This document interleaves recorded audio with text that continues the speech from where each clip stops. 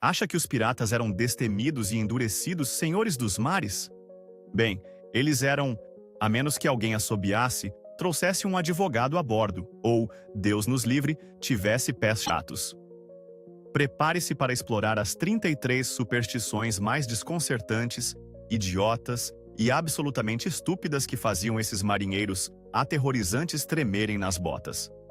Esta é a história secreta da paranoia pirata. 1. Atirar um gato ao mar não era apenas cruel. Era como enviar um convite manuscrito, via canhão, diretamente na cara de um deus do clima, pedindo-lhe que, por favor, viesse pessoalmente acabar com toda a sua carreira. Os gatos nos navios não eram animais de estimação. Eram divindades peludas e quadrúpedes de gestão do caos que mantinham o próprio tecido da atmosfera como refém. Acreditava-se que o gato do navio negociava pessoalmente com o vento e as ondas numa base diária. Atirá-lo ao mar era uma violação catastrófica desse contrato sagrado. O gato não se limitaria a afogar-se. Acreditava-se que usaria as suas 9 vidas para abrir 9 processos sobrenaturais separados contra si, cada um resultando num furacão personalizado. Seria perseguido por tempestades com a forma suspeitamente semelhante à pata de um gato.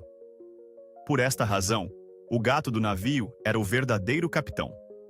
Podia dormir onde quisesse, comer o seu jantar, e se derrubasse o seu sextante ao mar, a culpa era sua por tê-lo deixado ali. 2. Avistar um advogado mesmo antes de zarpar era considerado um presságio mais terrível do que descobrir que o suprimento de rum era, na verdade, apenas água tingida de castanho. Um kraken no horizonte era um problema para depois. Um homem de peruca carregando uma pilha de papéis era uma crise imediata e existencial.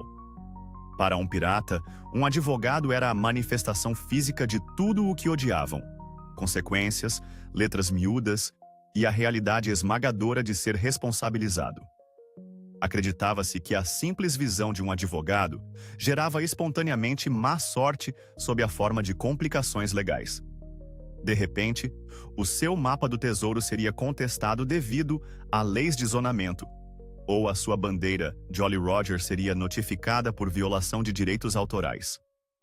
A tripulação reagia, tentando imediatamente parecer o menos pirata possível, escondendo as espadas e fingindo ser um grupo de contabilistas itinerantes num cruzeiro de team building. É a prova hilariante de que homens que riam na cara dos canhões navais eram reduzidos a covardes choramingões pela mera ameaça de um litígio. 3. Assobiar num navio era estritamente proibido porque era visto como uma provocação pessoal dirigida diretamente ao vento. E o vento, no folclore pirata, era uma entidade com a estabilidade emocional de uma criança que não fez a cesta. Imaginem o vento, simplesmente flutuando por aí, cuidando da sua vida, quando ouve a vossa alegre melodiazinha. Ele interpreta isso não como música, mas como uma crítica feroz ao seu desempenho. Ah, achas que consegues fazer o meu trabalho melhor? Achas que os teus patéticos sonzinhos de boca conseguem soprar mais do que eu, a força cósmica que derrubou impérios? O resultado era uma birra meteorológica de proporções épicas. O vento não se limitava a soprar. Soprava com intenção maliciosa e direcionada, tudo porque alguém decidiu assobiar o equivalente setecentista de uma música pop. O resto da tripulação imediatamente vos derrubava no convés, não para vos salvar, mas para vos oferecer como sacrifício à entidade atmosférica ofendida. 4. Ter pés chatos podia levar a ser posto na lista negra da comunidade pirata de forma mais eficaz do que ser um delator conhecido. Não se tratava de agilidade. Era uma forma bizarra de preconceito fisiológico. A lógica dominante dizia que um homem sem arco no pé era uma afronta à curvatura natural da terra e do mar. Era considerado fundamentalmente desequilibrado, um vórtice ambulante de infortúnio à espera de tropeçar numa corda e causar uma reação em cadeia que afundasse o navio inteiro. O processo de recrutamento pirata devia ser ridículo. Muito bem, sabes manejar um sabre de abordagem, tens uma cicatriz aterradora e o teu papagaio sabe uns palavrões impressionantes. Agora mostra lá esses pés. Era o fator eliminatório definitivo. Os homens provavelmente passavam semanas a tentar fabricar suportes de arco primitivos com madeira à deriva e esperança. Só para terem uma hipótese de pilhar, tudo por causa dos seus pés panqueca geneticamente predeterminados. 5. Derramar rum no convés não era uma gafe de festa. Era um ato profundamente espiritual de planeamento financeiro. Embora desperdiçar qualquer outro recurso fosse uma ofensa punível, derramar a bebida era visto como uma oferenda sagrada aos fantasmas sedentos dos marinheiros do passado. Era um suborno para evitar que se entediassem e decidissem assombrar o vosso navio. Isto criava a brecha perfeita para todos os alcoólicos da tripulação. Ups, voltei a tropeçar. Oh, os espíritos estão a exigir outro tributo da reserva privada do capitão. Dá para imaginar a cena. Um sujeito a cambalear por todo o lado, acidentalmente, espalhando rum por toda a parte, afirmando ser o homem mais santo a bordo, enquanto o intendente observa o bem mais valioso do navio a ser absorvido pelas tábuas do chão. Não é alcoolismo, é apenas diplomacia espiritual agressiva. O convés devia cheirar ao interior de uma destilaria e ser igualmente inflamável. 6. Deixar cair um esfregão ou um balde ao mar era tratado com o mesmo nível de pânico que uma bala de canhão acesa caindo no paiol de pólvora. Não eram apenas materiais de limpeza, eram as ferramentas de apoio emocional do navio. No mundo solitário e paranoico de um pirata, um balde não era apenas um balde. Era um símbolo da sua capacidade de se safar dos problemas. Perder um era um sinal cósmico de que a sua capacidade de resolver problemas acabara de ser engolida pelo abismo. A tripulação observava-o afundar com rostos horrorizados, como se tivessem acabado de presenciar a sua própria alma coletiva abandonando os seus corpos. Provavelmente fariam um funeral completo pelo balde perdido, com uma salva de 21 tiros e um elogio fúnebre sobre como ele era o melhor maldito balde que alguma vez tiveram. Este é o tipo de loucura que surge após meses no mar, tendo apenas os próprios pensamentos estranhos como companhia. 7. Um pão virado ao contrário na mesa da cozinha de bordo era um presságio culinário de um poder tão aterrador que podia fazer um homem crescido com uma perna de pau chorar. Não se tratava apenas de má etiqueta na cozinha. Era como desenhar um pentagrama no convés com sangue de cabra e convidar pessoalmente Satanás para jantar. O pão representava a vida e o sustento, por isso virá-lo ao contrário era simbolicamente matar o navio inteiro. O cozinheiro do navio guardava os seus pães como um dragão acumulando ouro, pronto para atacar qualquer um que desrespeitasse o sagrado carboidrato. Se um pão fosse encontrado invertido, desencadeava-se uma investigação em larga escala. Quem fez isso? Seria uma maldição? O navio está prestes a ser devorado por uma serpente marinha? Tudo porque um pedaço de massa assada estava virado na direção errada. Isso prova que, apesar de toda a sua dureza, os piratas tinham níveis de ansiedade de um chihuahua com cafeína a mais. 8. Avistar o holandês voador era o equivalente marítimo de receber uma mensagem da morte em pessoa, que dizia apenas, estou a caminho. Este navio fantasma não era apenas uma história assustadora de fogueira. Era um presságio certificado, de primeira categoria, aterradoramente capaz de fazer borrar as calças de uma perdição inescapável.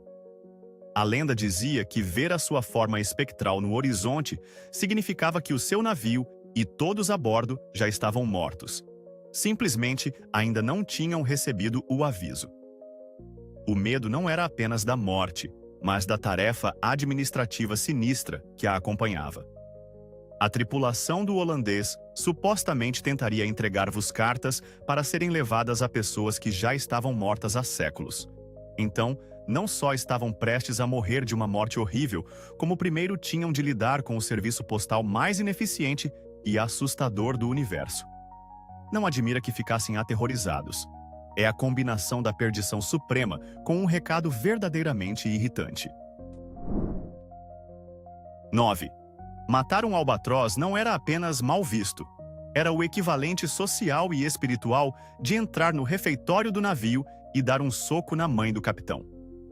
Não se tratava de crueldade animal, tratava-se de mexer com almas. Os marinheiros acreditavam genuinamente que essas aves enormes, com um ar ligeiramente ridículo, eram as almas reencarnadas dos seus companheiros de bordo falecidos. Então, abater uma delas era basicamente assassinar o seu velho amigo Dave pela segunda vez. Dizia-se que a maldição que se seguia era um tipo especial de desgraça, uma danação sob medida feita especialmente para si. A sua água transformar-se-ia em lodo, a sua comida apodreceria, e seria obrigado a usar a ave morta pendurada ao pescoço como um grotesco colar de penas da vergonha. É o "eu bem te avisei", definitivo vindo do mundo espiritual. Uma nota promissória emplumada por uma péssima decisão. E você que achava que o regulamento do seu condomínio tinha regras rígidas. 10. Um sino que tocava sozinho era o alarme oficial do navio para "alguém está prestes a morrer". Não era um acontecimento encantador e caprichoso. Era o som de um ceifeiro invisível a fazer um teste de som. Segundo a tradição, cada navio tem um espírito guardião, e o sino a tocar sozinho era a maneira desse espírito dizer: "Atenção, clientes do supermercado, temos um código morte no corredor 3. O toque sinistro espalhava uma onda de pavor gelado por toda uma tripulação, transformando um convés cheio de assassinos endurecidos num grupo paranoico de vigilância de bairro. Todos começavam a olhar de soslaio uns para os outros, perguntando-se quem seria o próximo a bater as botas. "Serás tu, Jack Zarolho. Tens andado a tossir um bocado ultimamente." Era o sistema de alerta mais estressante e menos útil alguma vez concebido. Não dizia qual era o perigo, apenas que ele estava a caminho. Boa sorte para dormir depois disso. 11. Colocar moedas de prata debaixo do mastro era uma parte inegociável da construção do navio, basicamente uma taxa cósmica de travessia paga antecipadamente. Não era para dar sorte nesta vida, mas para garantir boas finanças na próxima. A ideia era que, se o navio afundasse e você morresse afogado, o seu fantasma precisaria de dinheiro para pagar a Caronte, o mítico barqueiro do rio Estige, pela passagem para o além. É uma mistura hilariante de mitologia grega e contabilidade prática. Esses sujeitos planeavam a sua própria danação, garantindo que os seus fantasmagóricos não ficariam presos do lado errado do rio, tentando regatear com uma divindade ancestral. É como um fundo de previdência para a sua alma. Prova que, mesmo perante uma sepultura aquática, o primeiro pensamento de um pirata era: "Mas como é que vou pagar as coisas?" A correria verdadeiramente nunca parava, nem mesmo depois da morte. 12. Atirar moedas ao mar quando se avistava uma baleia era um suborno desesperado e em pânico a uma criatura que se acreditava ser senciente e, possivelmente, um deus das profundezas muito dado a julgamentos. Não era um ato de admiração, era um pagamento de proteção. A lógica era que aquela besta gigante coberta de cracas poderia confundir o seu navio com um petisco flutuante. Então, atiravam um punhado do seu suado saque ao mar, na esperança de que a baleia se distraísse com as coisas brilhantes, como um gato enorme e gorducho com um laser pointer. Era uma oferenda que dizia: "Por favor, senhor baleia, aceite esta humilde doação e não esmague a nossa casa em 1 milhão de pedaços. Nós temos um gosto horrível, prometo." Dá para imaginar a baleia suspirando e pensando: "Ah, ótimo, mais uns trocados. Desta vez eu esperava um navio cheio de arenques." É uma prova de como entendiam pouco de biologia marinha e de quanto respeitavam o poder universal do dinheiro. 13. Se o seu chapéu caísse ao mar, mais valia saltar logo atrás dele. Isso era considerado uma passagem só de ida para o baú de David Jones. A superstição dizia que o mar tinha "aceite o chapéu como um sinal pela sua cabeça." Era como se o oceano visse o seu chapéu, dissesse: "Eu fico com isto, e volto para buscar o resto de ti depois." E não havia absolutamente nada que pudesse fazer a respeito. A queda do chapéu era um contrato formal e vinculativo para a sua morte. Os seus companheiros de bordo nem tentavam voltar atrás para o apanhar. Apenas olhavam para si com pena, como se lhe tivessem acabado de diagnosticar um caso terminal de afogamento iminente. Provavelmente, já começavam a dividir os seus pertences ali mesmo no convés. Bem, o Bill já era. Fico com as botas dele. Um chapéu perdido não era um inconveniente. Era uma sentença de morte ditada pela sua própria sorte terrível e por uma rajada repentina de vento. 14. Um bebê nascido com uma coifa, uma fina membrana a cobrir-lhe a cabeça, era visto como um super-herói biológico. Acreditava-se que esse pedaço de tecido do nascimento concedia ao seu dono o poder de ser inafundável. Era a apólice de seguro de vida definitiva. Como resultado, essas coifas eram recolhidas e vendidas aos marinheiros por preços exorbitantes. Imaginem o mercado sinistro que existia para isso. Aproximem-se, venham buscar a sua genuína membrana anti-afogamento de cabeça de bebê fresquinha, com garantia de mantê-los à tona. Os marinheiros carregavam esses pedaços ressequidos de tecido humano em pequenas bolsas, convictos de que os tornavam invencíveis perante o mar. É um nível de desespero mórbido que é ao mesmo tempo horripilante e comicamente sombrio. Confiavam a sua vida não à habilidade ou a um navio robusto, mas a um subproduto do nascimento comprado a um tipo suspeito nas docas. Isso é um investimento baseado em fé a sério. 15. Mexer o chá com uma faca era uma maneira infalível de provocar um motim. Não tinha a ver com higiene, nem com arranhar a porcelana boa. Tinha a ver com atrair conflito. Acreditava-se que o ato de usar uma arma, um objeto de violência, para uma tarefa banal como preparar chá, infundia magicamente toda a atmosfera do navio, com más energias, discussões e hostilidade generalizada. Era como lançar um feitiço para que todos fossem idiotas hoje. Você podia ser o sujeito mais pacífico do navio, mas se mexesse seu Earl Grey com o punhal, era o único responsável pela briga que estourava por causa de quem comeu o último biscoito de bordo. É um exemplo clássico de confundir correlação com causalidade, mas para os piratas era uma regra de ferro. Facas são para esfaquear, colheres são para mexer. Não misture as coisas. 16. Ervilhas derramadas no porão de carga eram o equivalente vegetal de uma bomba relógio. De todas as coisas para se ter medo, os piratas escolheram ervilhas. A crença era de que, se um saco de ervilhas secas se rompesse e elas rolassem pelo chão, isso invocaria uma tempestade violenta. Por que ervilhas? Ninguém sabe. Talvez Neptuno tenha tido um incidente traumático na infância envolvendo purê de ervilhas. Ou talvez o som delas rolando imitasse o som de granizo no convés. Fosse qual fosse a razão, um saco derramado de leguminosas causava mais pânico do que uma bala de canhão. A tripulação ficava de 4, lutando para recolher cada última ervilha como se suas vidas dependessem disso, porque, na cabeça deles, dependiam mesmo. Ainda bem que não tinham de lidar com peças de Lego. O mundo teria ficado num estado permanente de furacão. 17. Proibir cortes de cabelo e de unhas durante uma viagem não era para poupar tempo, era para não irritar os deuses errados. A superstição dizia que quaisquer pedaços descartados do seu corpo, cabelo, unhas, o que fosse, eram oferendas. Se você os jogasse ao mar, estava fazendo um sacrifício a Procérpina ou a alguma outra divindade do submundo, basicamente convidando as forças da morte a se interessarem pela sua viagem. Isso criava uma tripulação de homens que, depois de alguns meses no mar, pareciam menos marinheiros e mais a equipe de Rhodes de uma banda de heavy metal dos anos 1970. O navio devia ser um festival flutuante de cabeleiras gloriosas, barbas indomáveis e unhas horrivelmente compridas. Não era uma escolha de moda, era um mecanismo de defesa espiritual. Você não queria ficar do lado ruim de um deus do oceano só porque lhe apetecia aparar um pouco. Então, abraçava o visual de pé grande e torcia pelo melhor. 18.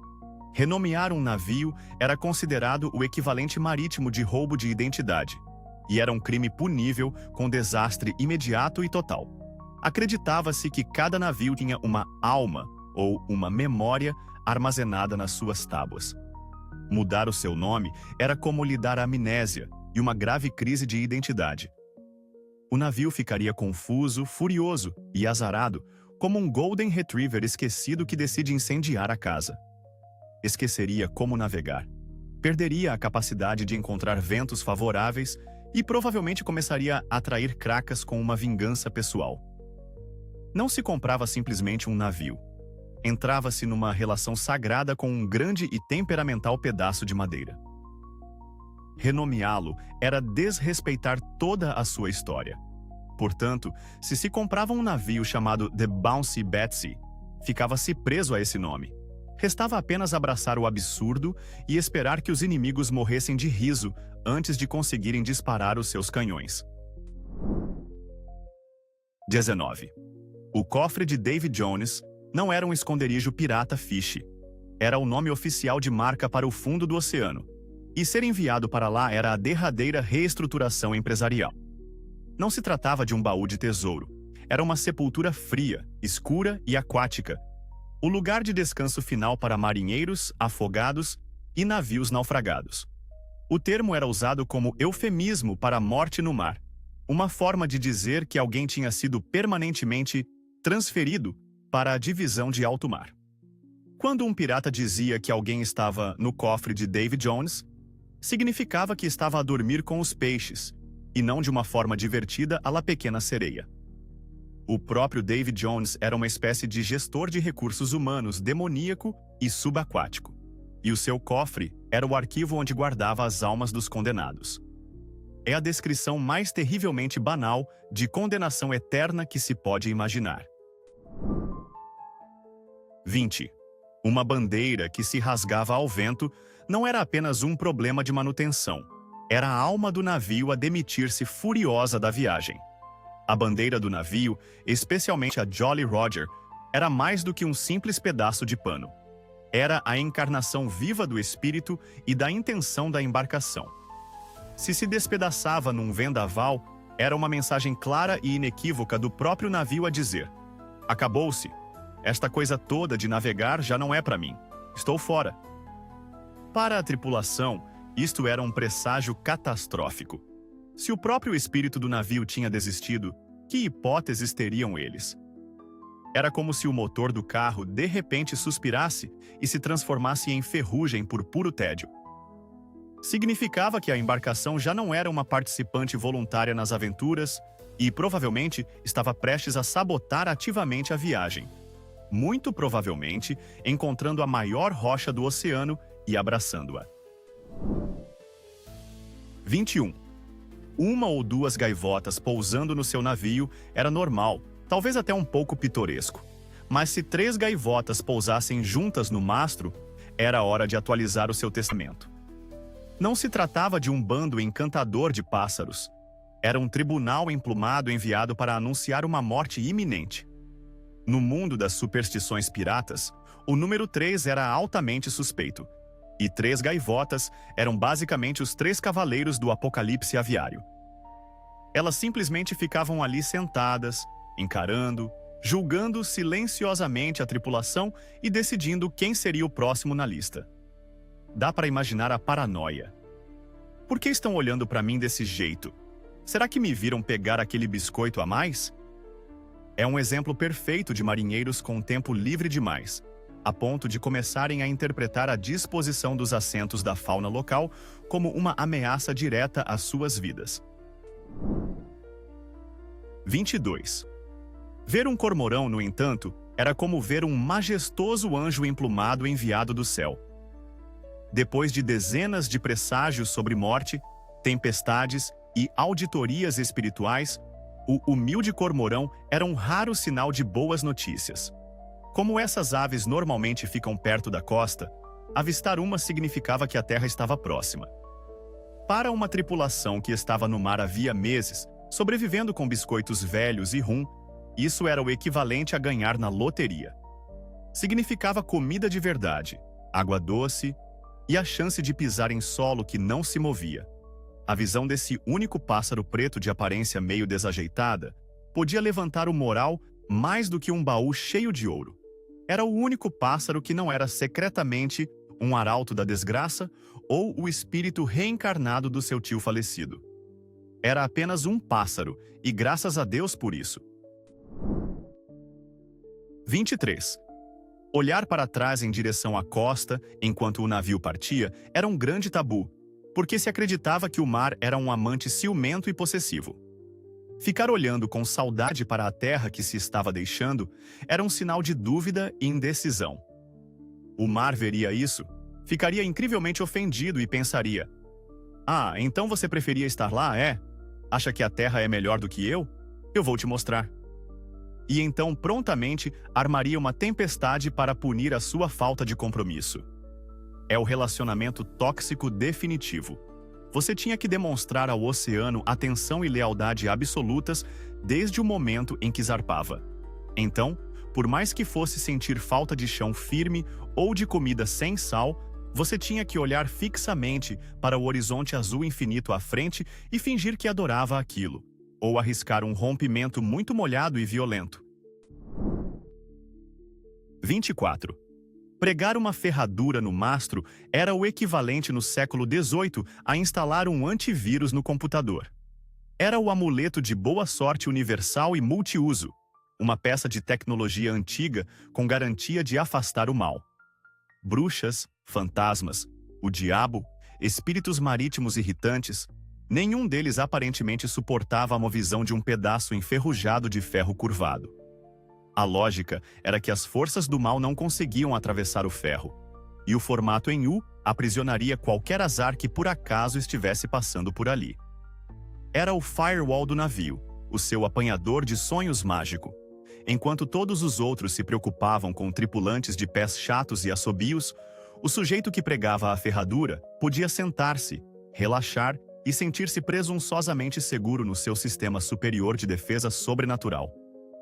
Era barato, era fácil e, provavelmente, fazia-os sentir que tinham pelo menos algum controle sobre as suas vidas ridiculamente perigosas. 25. Apontar o dedo para uma ilha distante era considerado incrivelmente rude, não para a ilha, mas para os espíritos mal-humorados e facilmente ofendidos que ali viviam. Era o equivalente sobrenatural de ir até um grupo de motoqueiros e apontar para a namorada do mais durão. Simplesmente não se fazia isso. A crença era que as ilhas eram residências privadas de deuses, fantasmas ou outros seres mágicos que realmente valorizavam a sua privacidade. Apontar era visto como um ato agressivo, um desafio, ou um convite para que viessem apresentar-se, geralmente invocando um tufão localizado ou um enxame de macacos marinhos amaldiçoados. Então, se quisesses indicar uma ilha, tinhas de usar um gesto com a mão inteira, um aceno vago, ou simplesmente gritar: "Ei, olhem para aquele monte de terra gigante ali." Era uma questão de etiqueta divina. Não apontarias para a casa de alguém num bairro chique, e certamente não o farias para uma ilha cheia de fantasmas vingativos. 26. Derramar vinho no convés antes de uma longa viagem não era um acidente desastrado. Era um sacrifício cuidadosamente calculado à base de bebida. Pensem nisso como uma festa de coquetel pré-voo para os deuses do mar. Esta tradição, que remonta aos antigos gregos e romanos, era uma forma de bajular as divindades que controlavam o clima. Derramava-se um pouco da bebida boa como oferenda, basicamente dizendo: "Toma, bebe a nossa conta, Poseidon. Por favor, não nos mates nos próximos 6 meses. Saúde." Era um gesto de respeito, uma esperança de que os deuses estivessem demasiado ocupados a apreciar o seu vinho para se incomodarem a destruir o teu navio. Claro que isso também significava que parte da preciosa reserva de álcool era imediatamente desperdiçada nas tábuas do chão. Mas os marinheiros achavam que era um investimento melhor do que tornar-se o prato principal no jantar de um kraken. É a única vez em que derramar uma bebida foi considerada uma decisão financeira inteligente. 27. Ter um cadáver a bordo era um pesadelo logístico e sobrenatural. Para além do desconforto óbvio, acreditava-se que um corpo morto no navio era um ímã para o azar. Os marinheiros pensavam que o cadáver literalmente atrasava o navio, como se o fantasma do falecido arrastasse os seus pés etéreos na água, recusando-se a seguir em frente.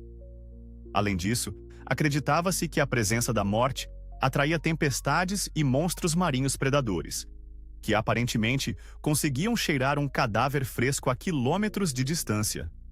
Isto levou à prática de um rápido funeral no mar. Não havia tempo para sentimentalismos. Era mais do gênero: lamento o teu falecimento, Jim, mas estás realmente a estragar o ambiente, para não falar da nossa velocidade de viagem. Lá vais tu. Era uma abordagem brutalmente prática ao luto, motivada pelo medo paralisante de que o falecido se transformasse numa âncora de má sorte. 28. Um tubarão a seguir o navio não era um momento fiche do National Geographic. Era um relógio da morte ambulante, a nadar e cheio de dentes. Os marinheiros estavam convencidos de que os tubarões tinham um sexto sentido para a desgraça iminente. Acreditavam que estes predadores subaquáticos conseguiam cheirar a morte antes mesmo de ela acontecer. Portanto, se um tubarão começava a seguir a embarcação durante um período prolongado, não estava apenas à procura de restos. Estava à espera que uma pessoa específica a bordo morresse. Era como ter um carro funerário a seguir-te do trabalho para casa todos os dias. A tripulação ficava um feixe de nervos, olhando-se uns aos outros com desconfiança e perguntando-se qual deles seria a refeição designada pelo tubarão. Ele parece estar a nadar do teu lado do navio, Bob. Tens alguma coisa que nos queiras dizer? Transformava um dos predadores mais eficientes da natureza num sinistro adivinho aquático que só previa uma coisa: o próximo és tu. 29. Matar uma gaivota era outra excelente forma de atrair uma maldição para o resto da vida. Tal como o albatroz, acreditava-se que as gaivotas eram as almas reencarnadas de marinheiros que tinham morrido no mar. Portanto, fazer mal a uma não era apenas mal para a ave, era um ato de profanação contra um dos teus semelhantes. Era como cuspir na sepultura de um companheiro marinheiro, só que a sepultura podia voar e agora iria invocar os seus amigos fantasmas do oceano para arruinar a tua vida. O castigo por este crime era azar eterno, geralmente sob a forma de tempestades implacáveis e pesca terrível. É espantoso quantas aves supostamente carregavam as almas de marinheiros mortos. Parece que, ao morrer, cada marinheiro recebia duas opções para a sua vida após a morte: ir para o céu ou tornar-se numa ave barulhenta e irritante que rouba batatas fritas aos turistas. Aparentemente, muitos escolheram a segunda opção. 30. Passar o saleiro diretamente a outra pessoa à mesa era uma gafe social que podia levar a um desastre náutico em grande escala. Se alguém pedisse o sal, você não o entregava na mão. Você tinha de colocá-lo na mesa à frente da pessoa, e então ela podia pegá-lo. A superstição afirmava que passar sal de mão em mão criaria um vínculo de má sorte entre as duas pessoas, levando inevitavelmente a uma discussão amarga ou a uma rixa. Isso provavelmente começou porque o sal era uma mercadoria valiosa, e derrubá-lo era considerado um desperdício terrível. Mas evoluiu para essa peça ridiculamente formal de etiqueta à mesa. Imagine o próprio Barba Negra dizendo: "Arr, passa o sal, Jim." E Jim, aterrorizado, coloca-o cuidadosamente na mesa e desliza-o até ele, ambos evitando contato visual, para não ativarem acidentalmente uma maldição que afundasse toda-se a frota por causa de uma disputa sobre tempero. 31. O primeiro pé a tocar o convés ao embarcar num navio para uma nova viagem tinha de ser o direito. Literalmente. Subir a bordo com o pé esquerdo primeiro era considerado um passo em falso catastrófico que condenaria toda a viagem logo de início. Era como começar uma maratona tropeçando imediatamente e estatelando-se na linha de partida. Os marinheiros contorciam-se desajeitadamente na prancha de embarque, para garantir que o pé direito tocava primeiro. Pode-se imaginar uma fila de piratas corpulentos fazendo um saltinho estranho para acertar. Começar com o pé errado não era apenas uma metáfora, era uma receita literal para o fracasso que traria tempestades, doenças e uma sorte terrível. É um exemplo perfeito de como os marinheiros tentavam controlar o seu mundo caótico através de pequenos rituais sem sentido, que provavelmente os faziam parecer completamente ridículos aos olhos de qualquer observador. 2. Perder a âncora do navio não era apenas um inconveniente. Era um sinal de que o navio havia perdido a sua alma. A âncora era mais do que um pedaço pesado de metal. Era o símbolo de estabilidade, esperança e da conexão da embarcação com o mundo sólido. Se a âncora se perdesse numa tempestade ou a sua corrente se partisse, acreditava-se que o navio tinha ficado à deriva num sentido espiritual. Agora era um vagabundo sem lar, um navio fantasma em formação condenado a vagar pelos mares sem propósito para sempre. A tripulação via isso como um sinal de má sorte irreversível, de que a sua embarcação tinha desistido e agora apenas esperava para morrer. Encontrar uma âncora substituta não resolveria o problema. A alma original tinha partido.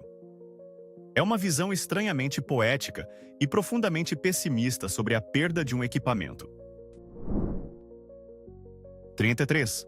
Bater palmas a bordo era estritamente proibido porque acreditava-se que o som imitava o som do trovão, e a última coisa que se queria fazer era dar ao céu alguma ideia brilhante. Isto não tinha a ver com respeitar um ambiente de trabalho silencioso. Tinha a ver com não provocar uma divindade meteorológica que, aparentemente, era muito facilmente influenciável. Imaginem a cena. A tripulação acabou de saquear com sucesso um navio mercante, e num momento de alegria comemorativa, um recruta novato começa a aplaudir. A tripulação inteira se jogaria em cima dele como se ele tivesse acabado de puxar o pino de uma granada. A lógica era simples e profundamente estúpida. Palmas soam como trovões, trovões significam que uma tempestade está de caminho. Portanto, palmas invocam uma tempestade. Era como se o universo fosse uma gigantesca casa inteligente ativada por voz, e o comando para desatar o inferno fosse o som de aplausos. Então, nada de ovações de pé, nada de palminhas educadas de golfe. Todas as celebrações tinham de ser conduzidas através de acenos silenciosos de aprovação, ou, mais provavelmente, apenas bebendo mais rum. 33 superstições marítimas depois. E honestamente, cada uma delas parece um delírio febril com um chapéu de capitão. Mas aqui vai a verdadeira pergunta. Quem está mais desconectado da realidade? O marinheiro que temia um esfregão caído, ou a pessoa de hoje que rejeita encontros com base em signos do zodíaco? E espero um caos absoluto nos comentários. Se esta loucura histórica vos fez rir pelo menos uma vez, esmaguem aquele botão de like como se fosse uma ferradura da sorte. E subscrevam, porque as coisas só vão ficar mais estranhas a partir daqui.